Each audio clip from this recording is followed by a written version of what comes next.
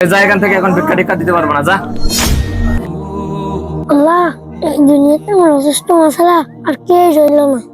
আল্লাহ, তুমি সাহায্য করো আল্লাহ।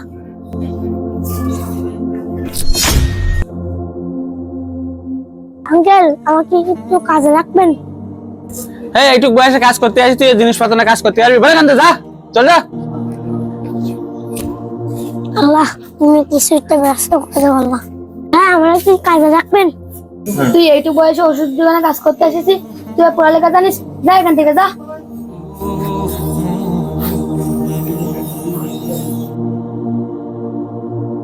ভাই, আসসালামু আলাইকুম। ওয়ালাইকুম আসসালাম। এখান থেকে এখন ভিক্ষা টিক্ষা দিতে পারবো না, যা।